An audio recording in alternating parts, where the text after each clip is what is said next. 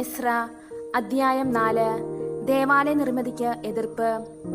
തിരിച്ചെത്തിയ പ്രവാസികൾ ഇസ്രായേലിന്റെ ദൈവമായ കർത്താവിന് ആലയം നിർമ്മിക്കുന്നുവെന്ന് യൂദായുടെയും ബെഞ്ചമിന്റെയും പ്രതിയോഗികൾ കേട്ടു.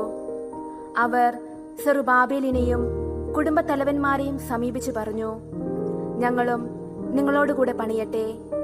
ഞങ്ങളും നിങ്ങളെപ്പോലെ നിങ്ങളുടെ ദൈവത്തെ ആരാധിക്കുകയും ഞങ്ങളെ ഇവിടെ കൊണ്ടുവന്ന അസീറിയ രാജാവായ ഏസർഹദ്ദോന്റെ കാലം മുതൽ അവിടത്തേക്ക് ബലിയർപ്പിക്കുകയും ചെയ്തു വരുന്നു. എന്നാൽ സെറുബാബേലും യെശുവയും മറ്റു കുടുംബത്തലവന്മാരും അവരോട് പറഞ്ഞു, ഞങ്ങളുടെ ദൈവത്തിന് ആലയം പണിയുന്നതിൽ നിങ്ങളൊന്നും ചെയ്യേണ്ടതില്ല. പേർഷ്യ രാജാവായ സൈറസ് കൽപ്പിച്ചതനുസരിച്ച് ഇസ്രായേലിന്റെ ദൈവമായ കർത്താവിന്റെ ആലയം ഞങ്ങൾ തന്നെ നിർമ്മിച്ചു കൊള്ളാം. അപ്പോൾ ദേശവാസികൾ പണി തുടരുന്നതിൽ യൂദാജനങ്ങളെ നിരുത്സാഹപ്പെടുത്തുകയും ഭീഷണിപ്പെടുത്തുകയും ചെയ്തു. അവരെ ലക്ഷ്യത്തിൽ നിന്ന് വ്യതിചലിപ്പിക്കാൻ ദേശവാസികൾ പേർഷ്യ രാജാക്കന്മാരായ സൈറസിന്റെ കാലം മുതൽ ദാരിയൂസിന്റെ കാലം വരെ ഉപദേശകന്മാരെ വിലക്കെടുത്തു. അഹസ്വേരുസിന്റെ ഭരണം ആരംഭിച്ചപ്പോൾ അവർ ജെറുസലേമിലെയും യൂദായിലെയും നിവാസികൾക്കെതിരെ ഒരു കുറ്റപത്രം സമർപ്പിച്ചു. പേർഷ്യ രാജാവായ അർത്താക്സർക്സസിന്റെ കാലത്തും ബിഷ്ലാം, മിത്രേദാത്ത്, താബേൽ എന്നിവരും അനുയായികളും രാജാവിന് എഴുതി. കത്ത് അരമായ ലിപിയിലാണ് എഴുതിയിരുന്നത്. വിവർത്തനവും ഉണ്ടായിരുന്നു. സേനാപതി റഹും, കാര്യദർശി ഷിംഷായി എന്നിവർ ജെറുസലേമിനെതിരെ രാജാവിന് കത്തയച്ചു. റഹും, ഷിംഷായി, അവരുടെ അനുചരന്മാർ, ന്യായാധിപന്മാർ, ദേശാധിപതികൾ, സ്ഥാനികൾ, പേർഷ്യക്കാർ, എറക്കിലെ ജനങ്ങൾ, ബാബിലോൺകാർ, ഏലാമിരെന്നറിയപ്പെടുന്ന സൂസാക്കാർ എന്നിവരും മഹാനും ശ്രേഷ്ഠനുമായ ഒസ്നാപ്പർ നാടുകടത്തി സമറിയായിലെ പട്ടണങ്ങളിലും നദിക്കപ്പുറത്തുള്ള ദേശത്തും വസിപ്പിച്ച മറ്റു ജനതകളും കൂടി എഴുതുന്ന കത്ത്. കത്തിന്റെ പകർപ്പാണ് ഇത്. അർത്താക്സർക്സസ് രാജാവിന് നദിക്കക്കരെയുള്ള ദേശത്ത് വസിക്കുന്ന ദാസന്മാരുടെ മംഗളാശംസകൾ. അങ്ങയുടെ അടുത്തു നിന്ന് വന്ന യഹൂദർ ജെറുസലേമിലേക്ക് പോയി എന്നറിയിക്കട്ടെ.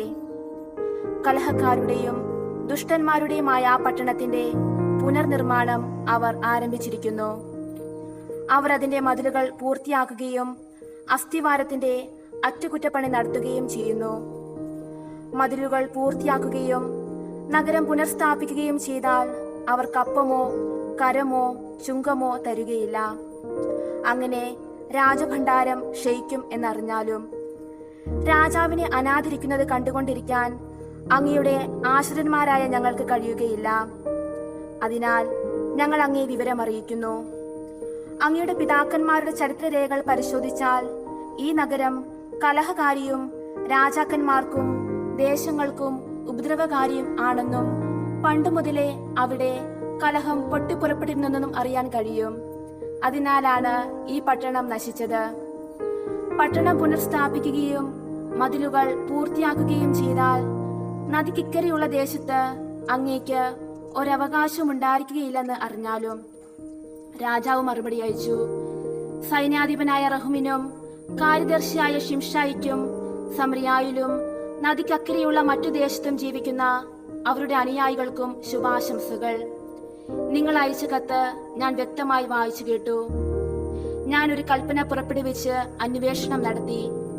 പണ്ടുമുതലേ ഈ നഗരം രാജാക്കന്മാരെ എതിർക്കുകയും കലഹവും കലാപവും അവിടെ നടമാടുകയും ചെയ്തിരുന്നു എന്ന് വ്യക്തമായി. നദിക്കക്കരെയുള്ള ഭൂവിഭാഗം മുഴുവൻ ഭരിച്ചിരുന്ന ശക്തരായ രാജാക്കന്മാർ ജെറുസലേമിലുണ്ടായിരുന്നു. അവർ കപ്പവും കരവും ചുങ്കവും ഈടാക്കിയിരുന്നു. ഞാൻ കൽപ്പന പുറപ്പെടുവിക്കുന്നതുവരെ നഗരനിർമ്മാണം നിർത്തിവെക്കാൻ അവരോട് ആജ്ഞാപിക്കുവിൻ. ഇക്കാര്യത്തിൽ അയവ് വരുത്തരുത്. വരുത്തിയാൽ അതും രാജാവിന് ഉപദ്രവകരമായി തീരും. അർത്താക്സർക്സസ് രാജാവിന്റെ കത്തിന്റെ പകർപ്പ് വായിച്ചു കേട്ട റഹുമും കാര്യദർശിയായ ഷിംഷായിയും അനുയായികളും ജെറുസലേമിലെ യഹൂദരുടെ അടുത്തേക്ക് തിടുക്കത്തിൽ ചെന്ന് അധികാരവും ബലവും ഉപയോഗിച്ച് പണി നിർത്തിവയ്പ്പിച്ചു. അങ്ങനെ ജെറുസലേമിലെ ദേവാലയത്തിന്റെ പണി നിലച്ചു. പേർഷ്യ രാജാവായ ദാരിയൂസിന്റെ 2-ാം ഭരണവർഷം വരെ അത് മുടങ്ങിക്കിടന്നു. എസ്ര അധ്യായം 5. ദേവാലയത്തിന്റെ പണി തുടരുന്നു.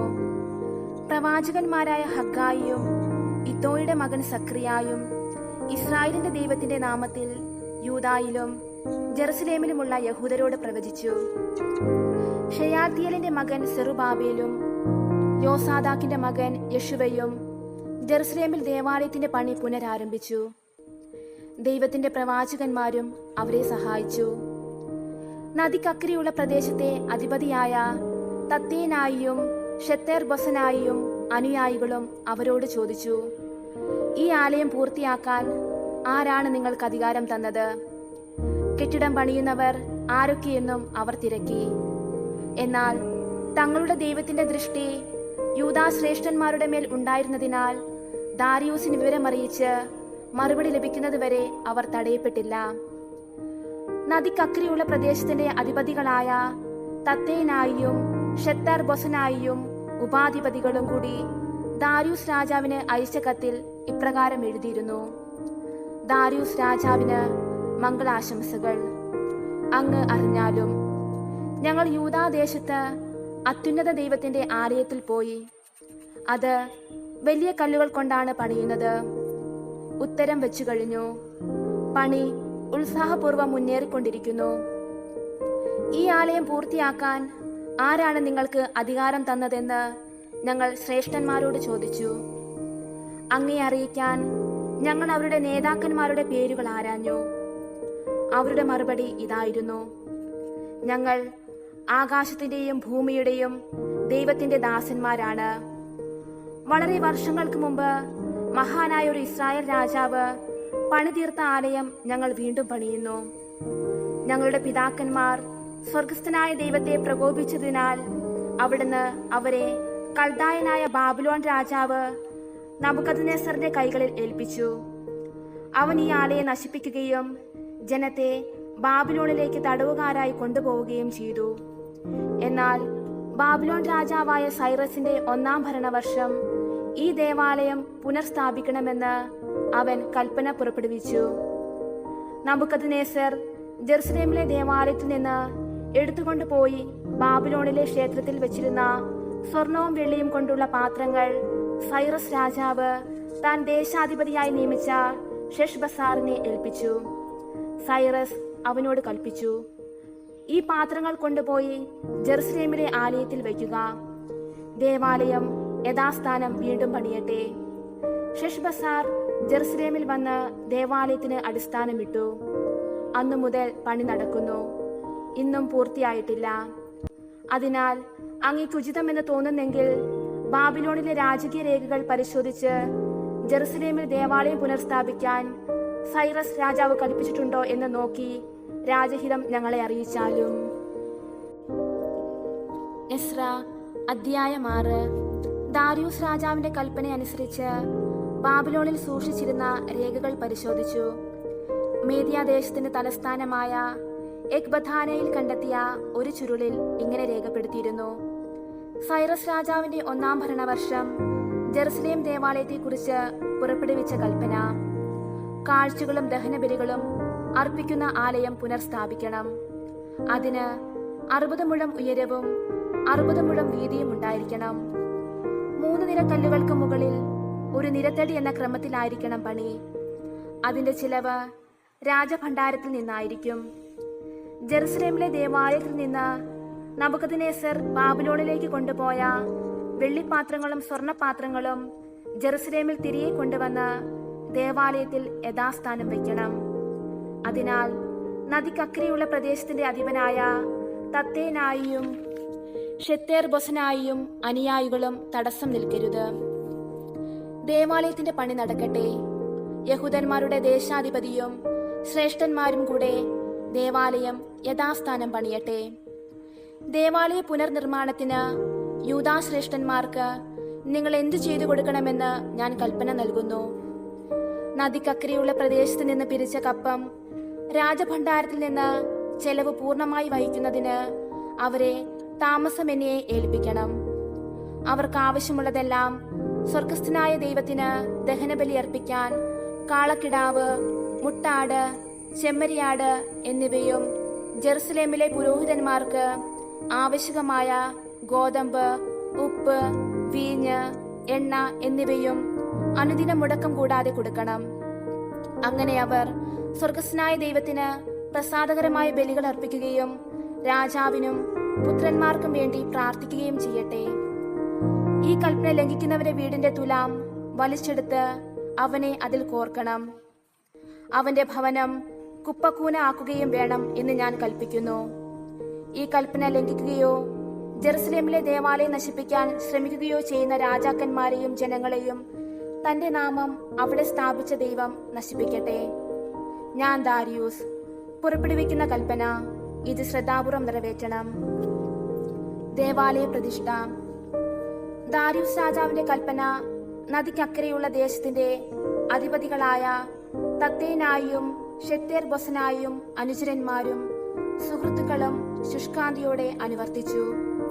പ്രവാചകന്മാരായ ഹഗ്ഗായി, ഇദ്ദോയുടെ മകൻ സക്രിയ എന്നിവർ ആഹ്വാനം ചെയ്തതനുസരിച്ച് യൂദാശ്രേഷ്ഠന്മാർ പണി ത്വരിതപ്പെടുത്തി.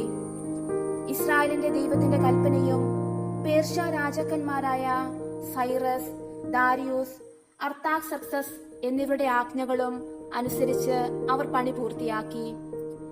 ദാരിയൂസ് രാജാവിന്റെ 6-ാം ഭരണവർഷം ആദാർ മാസം 3-ാം ദിവസം ആലയം പൂർത്തിയായി. പുരോഹിതന്മാരും ലേവ്യരും മടങ്ങിയെത്തിയ മറ്റു പ്രവാസികളും ഉൾപ്പെട്ട ഇസ്രായേൽ ജനം അത്യാഹ്ലാദപൂർവം ദേവാലയത്തിന്റെ പ്രതിഷ്ഠാകർമ്മം ആഘോഷിച്ചു. ദേവാലയ പ്രതിഷ്ഠയ്ക്ക് അവർ 100 കാളകളെയും 200 മുട്ടാടുകളെയും 400 ചെമ്മരിയാടുകളെയും ബലിയർപ്പിച്ചു. ഇസ്രായേൽ ജനത്തിനു വേണ്ടി ഗോത്രങ്ങളുടെ എണ്ണം അനുസരിച്ച് 12 മുട്ടാടുകളെ പാവപരിഹാര ബലിയായും അർപ്പിച്ചു. മോശയുടെ ഗ്രന്ഥത്തിൽ എഴുതിയിരിക്കുന്നതനുസരിച്ച് ജെറുസലേമിൽ ദൈവശുശ്രൂഷ ചെയ്യാൻ പുരോഹിതന്മാരെ ഗണമനുസരിച്ചും ലേവ്യരെ തവണയനുസരിച്ചും നിയമിച്ചു. പെസഹാചരണം. തിരിച്ചെത്തിയ പ്രവാസികൾ 1-ാം മാസം 14-ാം ദിവസം പെസഹ ആചരിച്ചു. പുരോഹിതന്മാരും ലേവ്യരും ഒരുമിച്ച് തങ്ങളെ തന്നെ ശുദ്ധീകരിച്ചു. ശുദ്ധരായി തീർന്ന അവർ തങ്ങൾക്കും സഹപുരോഹിതന്മാർക്കും പ്രവാസത്തിൽ നിന്ന് മടങ്ങിയെത്തിയ എല്ലാവർക്കും വേണ്ടി പെസഹ കുഞ്ഞാടിനെ കൊന്നു. പ്രവാസത്തിൽ നിന്ന് മടങ്ങിയെത്തിയ ഇസ്രായേലിയരും ഇസ്രായേലിന്റെ ദൈവമായ കർത്താവിനെ ആരാധിക്കാൻ തദ്ദേശവാസികളുടെ മ്ലേച്ഛതകളിൽ നിന്നൊഴിഞ്ഞ് അവരോട് ചേർന്നവരും അത് ഭക്ഷിച്ചു. പുളിപ്പില്ലാത്ത അപ്പത്തിന്റെ തിരുനാൾ അവർ 7 ദിവസം സന്തോഷപൂർവ്വം ആചരിച്ചു. കർത്താവ് അവരെ ആഹ്ലാദഭരിതരാക്കുകയും ഇസ്രായേലിന്റെ ദൈവത്തിന്റെ ആലയം നിർമ്മിക്കുന്നതിൽ സഹായിക്കാൻ അസീറിയ രാജാവിന്റെ ഹൃദയം അനുകൂലമാക്കുകയും ചെയ്തു.